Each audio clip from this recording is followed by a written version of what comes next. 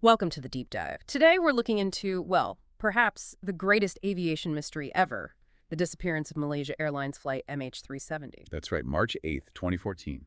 A Boeing 777 Kuala Lumpur to Beijing, 239 people on board, and it just vanished. For this deep dive, we're leaning heavily on the National Geographic Drain the Oceans video about MH370. It gives such a unique view, doesn't it? It really does, because it uses that underwater scanning visualization and had access to a lot of the official investigation details.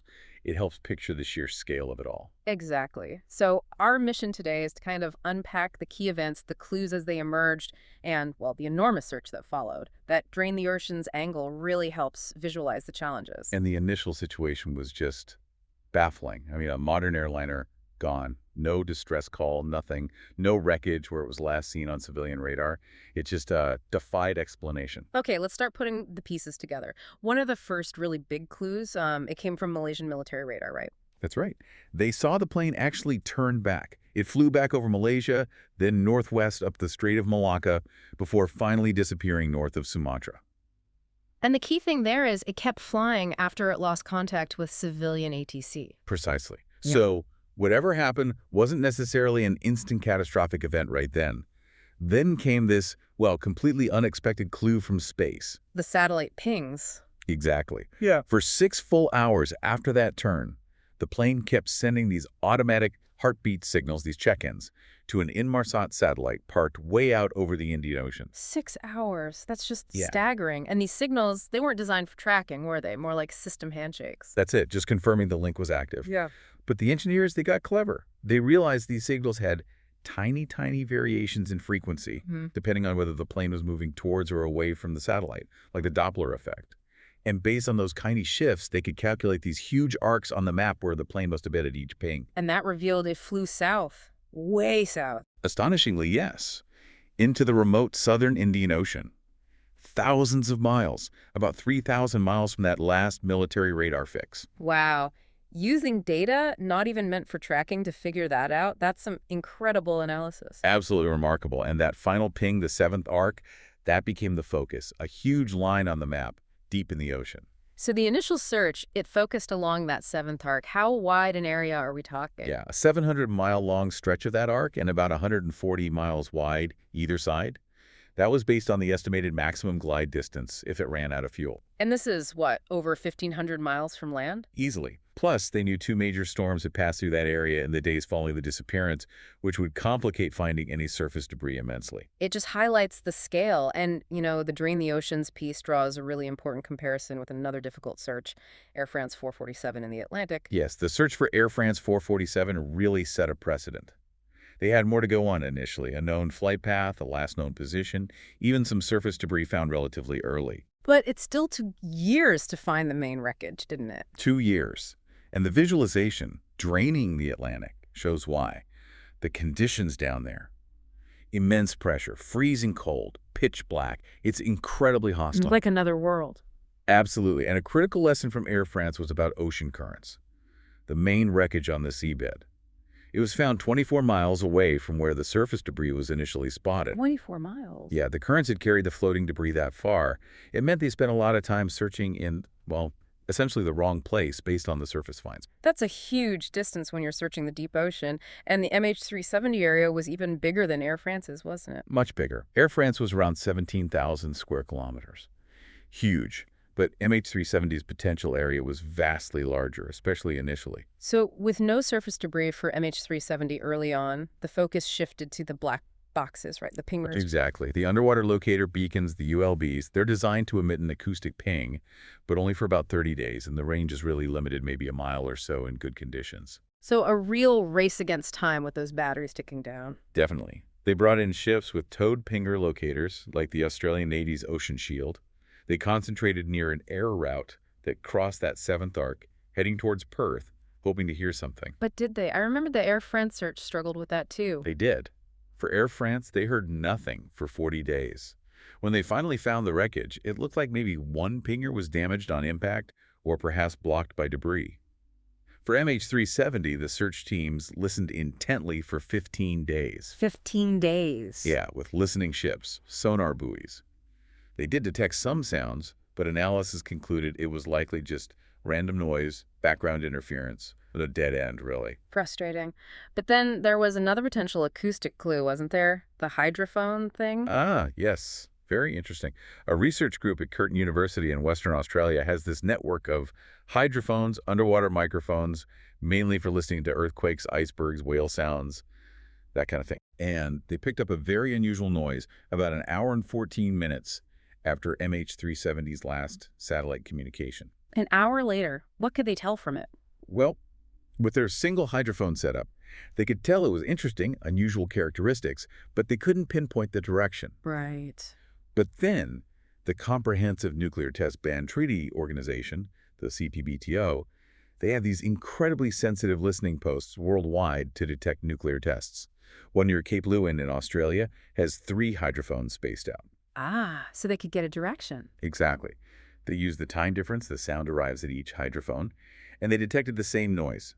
Their analysis pointed northwest, along a bearing from the 7th arc, and they could even estimate a distance. So did that lead anywhere? Was it the plane? Well, the calculated source was actually quite a long way northwest of the main search area being considered at the time. The conclusion was that it was most likely geological, Yeah. a small undersea tremor or something similar. They couldn't completely rule out an aircraft source, but it wasn't deemed likely enough to shift the main search effort.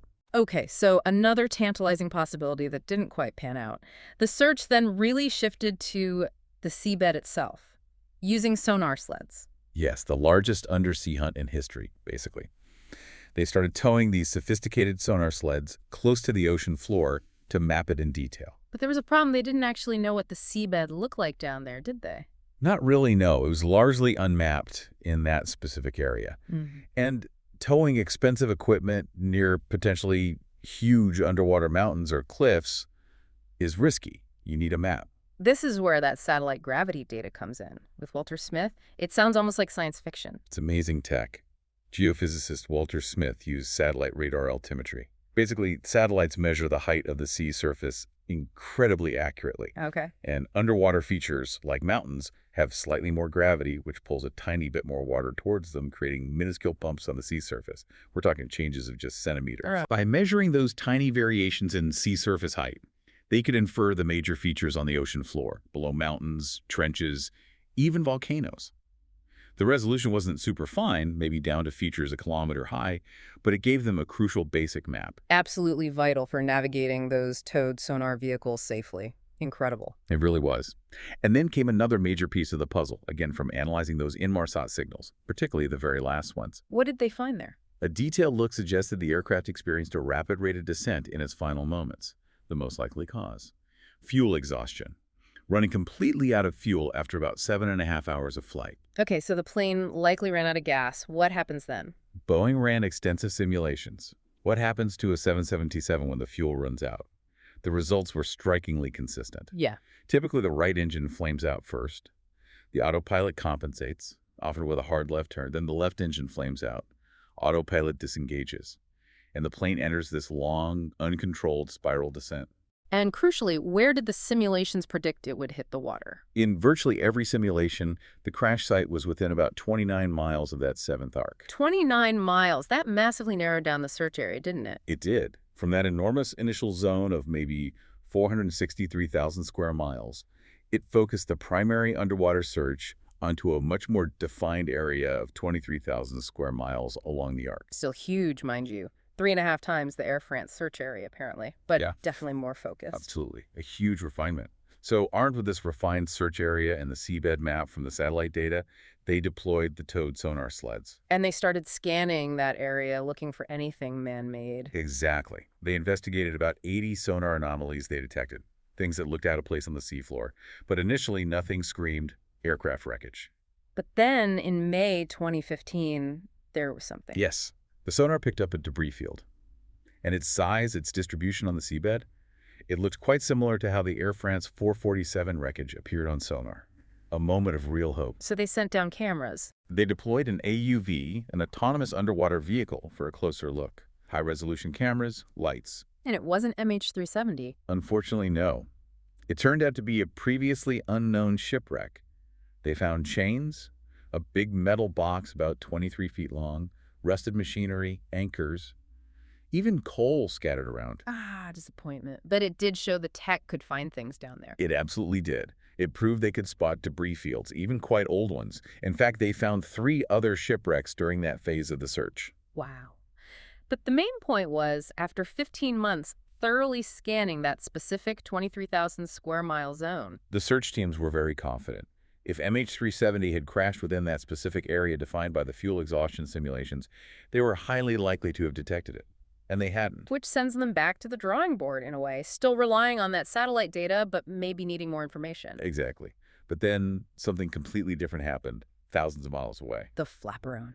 On Reunion Island, July 2015. The first piece of confirmed physical evidence.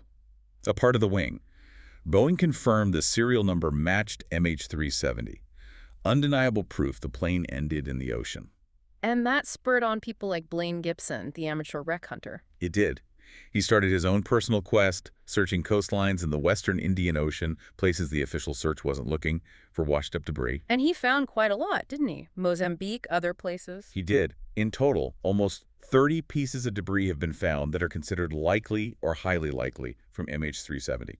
Blaine found about 15 of them himself, all on the western side of the Indian Ocean. Any significant pieces among those? Yes, things like a piece of TV monitor casing from inside the cabin, suggesting a pretty violent impact.